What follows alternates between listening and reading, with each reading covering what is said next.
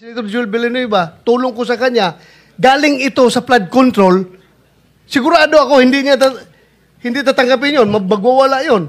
I agree, Your Honor. Kaya hindi ko po sinabi. Hindi ako didipisahan yung kasamahan ko, ha? I agree, Just Your to be honest with you, alam ko yan, galit na galit siya sa flood control si Joel Villanueva.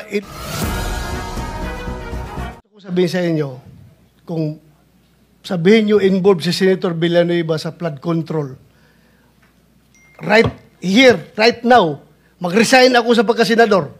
Kung sabihin mo na humingi siya sa inyo na flood control, dahil ilang taon ko nang naririnig yan na sinasabi niya na ayaw niya na flood control, galit na galit siya dahil ang Bulacan nababahan ng flood control. Pero kung sabihin mo na naghumingi na flood control sa inyo, I am sure, hindi yan nangyari. No, Your Honor. Ha? Sabi ko nga po, hindi po. Ako po yung nagawa po Pero kung sinabi mo sana na sa bata niya na itong pera na ito para kay Joel Villanueva, Senator Joel Villanueva, tulong ko sa kanya, galing ito sa flood control, sigurado ako hindi tatanggapin yun, magwawala yun.